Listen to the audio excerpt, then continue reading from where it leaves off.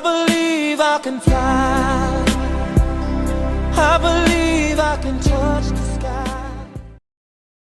E pessoal, nesse vídeo aqui eu vou estrear um formatinho novo aí de reviews, né? Ao invés daquela coisa meio improvisada de abrir e ir falando conforme vem na telha, esse vídeo aqui vai ser também roteirizado. Eu percebi pelo feedback nos vídeos que eu tenho feito nesse formato que o pessoal prefere, né? Até porque fica uma coisa menos prolixa, fica uma coisa mais completa. Então, se tu gostou desse novo formato, deixa teus comentários aí, não te esquece de deixar o like, deixa as tuas sugestões e, por favor, não se esquece de te inscrever aqui no canal. O YouTube ele tem tirado inscrições. Isso aí é um problema porque a gente acaba, né, sendo manipulado pelo YouTube, que tenta então segmentar, ou melhor, direcionar o tráfego para os canais que importam, né, e não para os canais que vocês querem ver. Tá, beleza, pessoal? Vamos então aí pro nosso vídeo.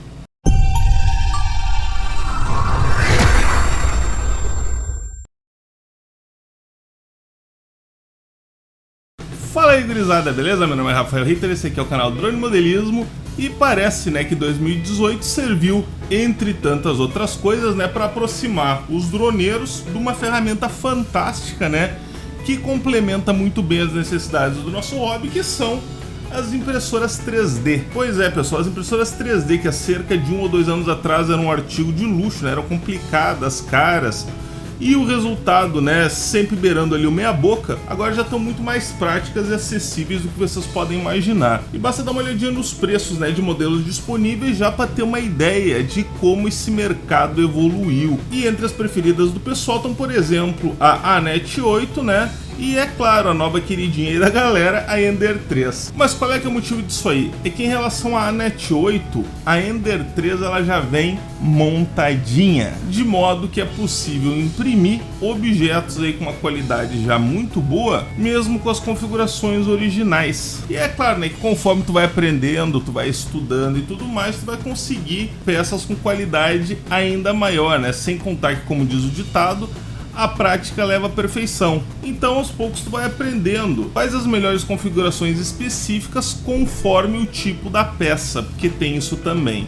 Isso em termos leigos quer dizer o que, pessoal? Simplificou? Sim, mas para imprimir algumas peças mais complexas ainda é preciso um pouco de envolvimento, pessoal. Isso aí equivale a dizer que hoje a qualidade de uma peça impressa em 3D depende diretamente das competências somadas do equipamento e do operador do equipamento. Isso aí na real não é nada muito diferente, né, do que acontece com qualquer outro tipo de equipamento, né? O que eu quero dizer com isso é que não adianta tentar perfeita com uma impressora limitada, assim como não adianta largar uma impressora fodástica, né, nas mãos de alguém que não tem interesse por aprender nem o mínimo. E acreditem quando eu digo, pessoal, sabendo o mínimo já dá para fazer algumas coisas bacanas, né?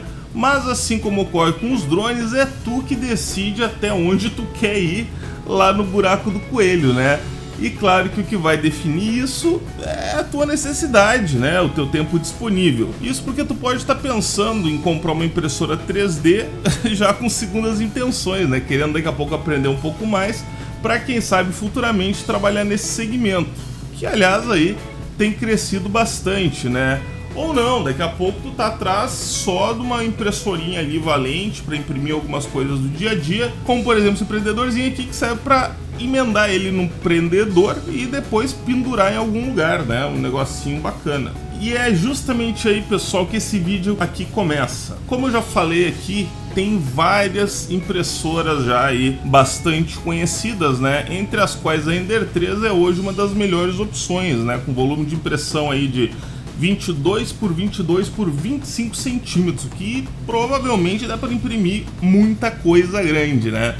Por outro lado, né, para imprimir coisas grandes, a impressora ela também precisa ser grande, né? São os trambolhos enormes e é justamente para aquelas pessoas que, como eu, não tem esse espaço todo aí, ou então, né, também querem só poder deixar uma impressorinha em cima da mesa do escritório, que eu comecei aqui a testar algumas impressoras portáteis, que justamente por terem uma área de impressão menor, também ocupam um espaço menor. E como eu já falei antes, a primeira pergunta que tu precisa fazer na hora de escolher uma impressora, que é: preciso realmente imprimir peças grandes? Porque se a tua resposta for negativa, é possível optar por algum modelo menos corpulento, como por exemplo a EasyThread Nano, que eu já falei aqui no canal, ou então a Agitech E180, que eu tenho aqui comigo e tem permitido aí que eu aprenda bastante, né, sobre esse assunto.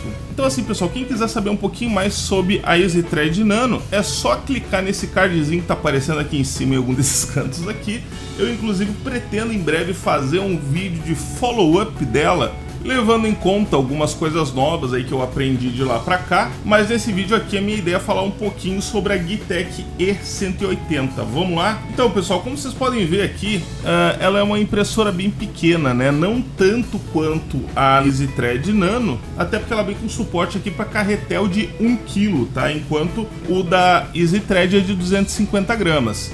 Mas também, né, gurizada, é claro que tu também pode usar a própria impressora aí para fazer outros tipos de suporte, né? Inclusive fixando ele aqui ao próprio corpo da impressora e deixando ela muito mais prática. Afinal, a gente tá falando de impressora 3D, né, para fazer bagulho. E se por um lado ela é um pouco maior, né, do que a EasyThread Nano, o bom é que a área de impressão dela, obviamente, também é, né? Na EasyThread a área é de 90 por 110 por 110 centímetros, enquanto na E180 a gente tem 130 por 130 por 130 centímetros. E de novo aqui, pessoal, vale a pena sempre lembrar, né, que tipo de peça que tu quer imprimir. Mas eu posso dizer que no meu caso, por exemplo, essas duas aqui me atendem perfeitamente. Outra coisa importante, pessoal, para falar sobre elas, é que nenhuma dessas duas impressoras ela vem com mesa aquecida de fábrica, tá? Isso aí na prática significa que elas são ideais para imprimir em PLA. O ABS, por exemplo, ele precisa de mesa aquecida. Por quê? Porque o material ele tende a se retrair quando esfria, né? E aí a mesa impede que isso ocorra de forma desigual, resultando ali em alguma deformação na peça finalizada, tá? Sobre a questão da mesa aquecida, pessoal, a base da Nanothread ela é toda de plástico, tá? Então deve ser meio impossível aí adaptar uma mesa aquecida. Mas a da E180, pessoal, ela é toda de metal. E embora a fonte dela não seja suficiente, né, para suportar um sistema de aquecimento da mesa, tranquilamente é possível adaptar algum sistema com alimentação externa. Então, pessoal, voltando a falar aqui da E180, outro diferencial interessante dela é a tela LCD que vocês estão vendo aqui na frente, que permite fazer uma série de ajustes, como por exemplo, mover a cabeça de impressão, ajustar a velocidade do ventilador, fazer o nivelamento da mesa, controlar a temperatura e a alimentação do filamento, ajustar a velocidade de impressão, selecionar o projeto a ser impresso a partir do cartão SD, acompanhar o andamento da impressão, configurar idioma, calibrar o touchscreen, ver informações sobre o firmware e também resetar para as configurações de fábrica. É interessante dizer, pessoal, também que tanto a velocidade de impressão quanto a temperatura da impressão elas podem ser ajustadas a qualquer momento, tá? Tanto antes quanto depois do início da impressão. E além disso aí, também é possível pausar, pessoal, a impressão e recomeçar depois, né? Tipo, vai sair de casa, não quer deixar imprimindo, pausa, quando voltar, continua. E há pouco eu falei, pessoal, que através do LCD era possível selecionar entre os projetos contidos no cartão SD para iniciar uma impressão. Mas essa aí é só uma das formas, né, de iniciar a impressão. A outra é conectando a E180 no teu computador, utilizando para isso daí o cabo USB que vem junto na embalagem. Sabe por que isso é legal, pessoal? Porque uma das coisas aí que geralmente se faz quando se compra uma impressora 3D nova é imprimir peças de teste, né, para calibrar, como essa que vocês estão vendo aí. Aí tu vai imprimindo e tu vai ajustando alguns parâmetros específicos a fim de melhorar a qualidade, né, da impressão dessas peças. Nesse caso aqui é um modelo que serve para reduzir a quantidade dessas teias aí que ficam quando o cabeçote precisa pular de um ponto para o outro. E nesse caso então, né, pessoal, ajustar parâmetro, copiar para o cartão SD, colocar o cartão SD na impressora, selecionar o projeto pelo LCD e mandar imprimir não é uma coisa muito prática, né? É melhor fatiar direto pelo software no computador e mandar imprimir direto via USB, tu ganha muito tempo. E aí sim, né, pessoal, depois que ela estiver bem configuradinha, aí imprimir via cartão SD vira uma funcionalidade muito legal, porque daí tu não limita ela a imprimir a partir de um único computador. Chegou um amigo, tem um projetinho, bota no cartão SD e joga na impressora. Outra coisa, pessoal, originalmente a Agitech E180 ela tinha uma terceira forma de imprimir projetos, que era via Wi-Fi. Mas como vocês podem ver aí no caso da minha, essa opção está infelizmente desabilitada. Isso porque nas novas versões dessa impressora, sei lá por que, se para economizar preço ou então tinha algum problema, ela tá vindo sem o módulo Wi-Fi, que apesar disso ainda continua à venda, né, e custaria um pouco menos de $20. O problema, pessoal, é que pelo que eu entendi, apesar de ser uma funcionalidade bacana, esse recurso de Wi-Fi ele precisa ser utilizado junto com o software da Agtech, o EasyPrint, cara, que é realmente uma porcaria, tá? Ele é bem limitado, tem uma série de bugs, e aí eu não sei se o pessoal curtia. O bom, pessoal, é que assim, esquecendo um pouquinho do Wi-Fi e falando do software, dá pra deixar o software original de lado, tá? E usar de boa outros aí que são mais padrão no mercado, né? Como, por exemplo, o Cura, o Repetir ou então o Simplify 3D.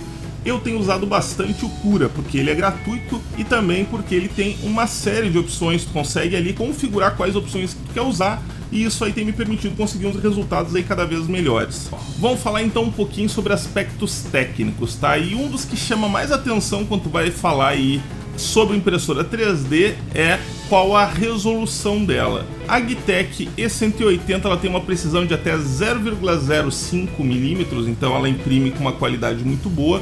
Ela usa filamento padrão de 1,75 milímetros, que é bem fácil de achar por aí. Imprime em velocidades ali recomendadas de 80 até 110 milímetros por segundo.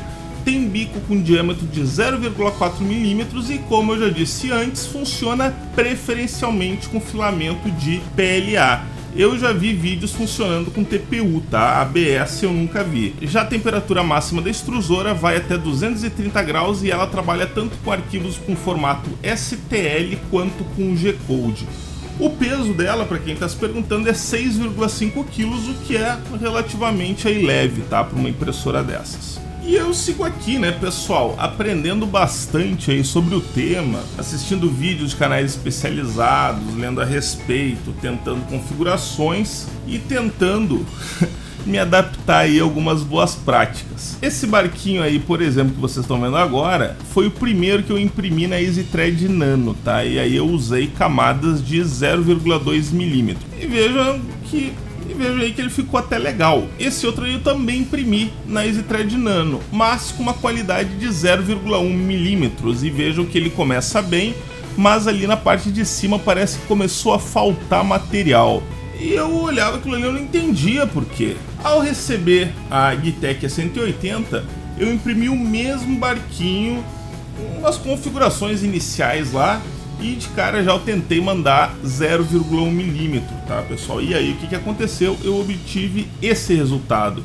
E vejam aí que, de novo, né, apesar da qualidade inicial boa, também acabei tendo problema de subextrusão na parte de cima. Subextrusão é quando falta material. E foi então assistindo vídeos que eu descobri. Bem-vindos, meninos e meninas aficionados por tecnologia e pela cultura geek. Que o problema basicamente tinha a ver com o recurso dessas impressoras que se chama retração do filamento. Mas como é que foi que eu descobri isso aí, pessoal? Vocês lembram aquela pecinha que eu mostrei pra vocês lá no início do vídeo? Bueno, vejam só, essa foi a primeira versão dela. Aí, o que eu fiz? Eu fui imprimindo, ajustando, avançando, voltando, até chegar nesse resultado aqui. Duas torrezinhas quase perfeitas com essa teinha aí de filamento bem fininho entre elas. Eu ainda não imprimi um outro barquinho, tá? Depois que eu fiz esses ajustes. Mas, como eu vou colocar imprimir depois que eu terminar de gravar esse vídeo aqui, então eu vou dar um pulinho logo ali no futuro, gravar umas imagens de como que ficou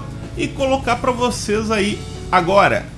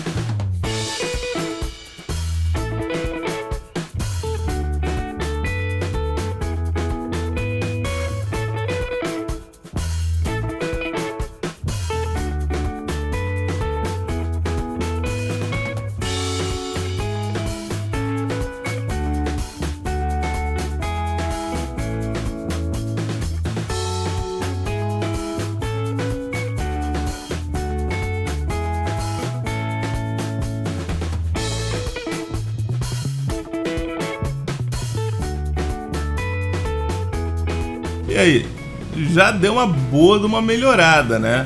Para quem for comprar uma Magitech E180, eu vou deixar aí então as configurações dela para usar no Cura, porque certamente vai fazer vocês economizarem algumas noites de pouco sono, tá, pessoal? E aliás, isso aí é outra característica das impressoras 3D. Elas fazem o teu dia durar bem mais, muito embora tu precise aumentar um pouquinho o feed de café na tua corrente sanguínea para conseguir aguentar até o final de semana. Tá, beleza, gurizada? Conforme eu for aprendendo e melhorando, eu vou compartilhar aqui com vocês. Claro que com isso eu não quero competir com canais aí de extrema competência nesse segmento, mas sim mostrar para vocês mais ou menos ali o tempo que leva para um leigo total, como era o meu caso, começar a conseguir fazer algumas coisas úteis com uma impressora 3D. E aí um último aviso, né, como é de praxe nesse tipo de vídeo aqui, onde eu não sei muito bem, eu não conheço muito bem ainda o equipamento que eu tô falando, o pessoal gosta de ajudar, né? Então não esqueçam de dar uma olhadinha nos comentários aí embaixo, porque geralmente tem muita dica boa. E aliás, cabe dizer, em relação a impressoras 3D, eu tenho aprendido muito mais do que ensinado os meus inscritos. Tá, beleza, gurizada? Era isso que eu tinha pra falar pra vocês então. Se curtiu o vídeo, deixa aquele joinha, compartilha, ajuda bastante aqui o canal. Quem quiser e poder dar uma passadinha no nosso Patreon, pode ter certeza que tu vai estar ajudando o Drone Modelismo a continuar aqui trazendo conteúdo sobre drones, sobre modelismo, sobre impressão 3D em língua portuguesa. Beleza, gurizada? Nos vemos no próximo vídeo. Um abraço!